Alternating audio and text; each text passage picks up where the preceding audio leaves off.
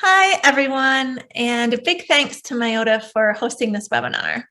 As Eleanor mentioned in her kind introduction, we're with the University Pain Clinic in Detroit, and we're excited to tell you about a new program we've developed in the area of chronic pain. Christy will get us started. Pain can be a major barrier to performance in many occupations. Cognitive ability of the person can also be affected because of the stress that comes along with pain. This can interfere with performing occupations that require cognitive ability, such as various instrumental activities of daily living, health management, work, education, and more. For example, one IADL that this population needs is medication management. Along with chronic pain and pain-related illnesses, medication management is an important occupation that can become difficult. Finding the right medications and managing them can become confusing and overwhelming to some. People that experience chronic pain can also find it difficult to perform occupations that require physical strength and movement. Physical pain also leads to fear of movement, which can prevent a person from pursuing desired or needed occupations. Although this can be a common cycle for people who experience pain, it is important that they are able to continue performing in all needed and desired occupations in order to achieve a quality of life and prevent future breakdown, tightness, and pain of muscles. Now passing it on to Emily again. I'm willing to bet that if you yourself are not living with chronic pain, you probably know someone who is. I invite you to hold this person in mind as we go through this presentation and consider how these topics might apply to them and/or yourself. While chronic pain affects individuals of all ages, at the University of Pain Clinic in particular, we serve primarily adults and older adults. And I've listed on the slide some of the most common diagnoses that we see. Our work ties in very closely with the Healthy People 2020 prevention agenda. The leading health indicators that relate to our work are listed here as well. Injury, access to health services, clinical preventative services, environmental quality, and social determinants of health. Located as we are in downtown Detroit, social determinants of health have a significant impact for the majority of our clients, particularly economic inequality and structural racism. And now I'll turn it over to Faith to tell you more about our setting. So here at the University Pain Clinic, on this slide, we have our vision, mission, and purpose. Overall, all of these focus on the diagnosis, treatment, and chronic pain management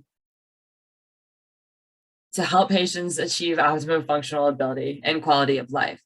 This is done through a specialized multidisciplinary team who are trained in pain management and treatment plans. Now to turn it over to Christy to discuss those teams more. This center uses a multidisciplinary team approach as an important factor for treating patients physically and mentally, as well as considering the person as a whole. At this clinic, there are many physicians with many specialties. We have a team of nurses who assess the patient's condition and educate on medications, psychologists focusing largely on explaining mental functions surrounding pain, physical therapists who focus on rehabilitation through pain relief, building strength, endurance, and range of motion. And our team also includes EEG technicians and other physician assistants. Now passing it on to Emily to talk more about OT's distinct role in our setting. As OTs, we are the only professionals who have the specialized expertise in analyzing factors of the person, context, and task to implement interventions that specifically promote occupational participation. Using our occupation-based models, we know that OTs can intervene on issues of chronic pain in many ways to increase the fit between persons, occupations, and environments. I've listed some examples of interventions, and I'm sure that you can think of more. And of course, we know that the use of opioids for chronic pain management has led to a public health crisis, making non-pharmaceutical approaches all the more relevant. At the University Pain Clinic, we've decided to focus the energies of our small OT department on promoting self-management. As OTs, we're particularly well positioned to help clients understand chronic pain, to identify triggers and create coping strategies, improve their sleep, eating, and physical activity, learn self-regulation techniques, improve communication and self-advocacy, and provide ergonomic training to help people work better and modify their environments. We are currently implementing a program that does all of these things, and I'll turn it over to Faith to tell you more about it.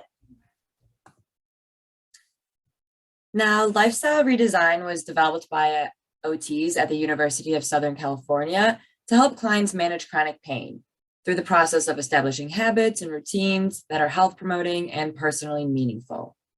Treatment focuses on client education and motivation building, as well as problem solving, occupational self-analysis, and behavioral implementation. The modules include health management, functional rehabilitation, community integration, and general pain health management topics. Lifestyle redesign has a significant impact on the self-efficacy and functional abilities of people living with chronic pain. And through a comprehensive approach, OTs create a customized plan to achieve client goals and provide supports along the way. Peer exchange, that direct experience, and personal exploration are included in this method and are absolutely essential to it. Now, this is a brief sample plan. Here we have the module or topic, the pain communication, assertive communication. And overall, this would be worked on through communication styles, getting them to describe their pain symptoms and self-advocating overall to enhance optimal communication with others, especially providers. This module would go on for however long the therapist chooses based on their clinical reasoning, depending on the client's specifics. Once this module is completed, they can go on to the next, which in this example would be pain flare-up training to discover patterns and identifying roles, habits, values, etc. that affect those pain flare-ups. If using multiple modules, it totally helps if they build off of one another. And now to turn over to Christy to discuss assessments. One great assessment that can address performance and importance of occupations is the Canadian Occupational Performance Measure. This assessment can give the occupational therapist a better understanding of the client's priorities and how their daily activities are impacted by their chronic pain. This assessment takes around 30 minutes to administer and has a 10-point rating scale for performance and satisfaction levels. The Occupational Circumstances Assessment Interview Rating Scale provides structure for gathering, analyzing, and reporting data on the client's occupational performance. This assessment also takes around 30 minutes to administer and focuses on a client's values, personal causation, roles, interests, habits, and environment.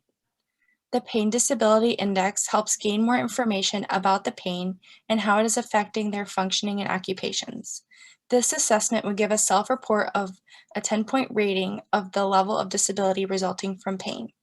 There are also 7 categories to rate their pain in, including family and home responsibilities, recreation and leisure activities, social activity, occupations relating to work, sexual activity, self-care activities, and life support activities. Another assessment measuring quality of life in several health concepts is the 36-item short form survey. To get more information and understanding of recent severity of pain, we use the brief pain inventory. Assessing range of motion and strength is also important for someone with chronic pain because it can be limited or compromised through pain and lack of movement.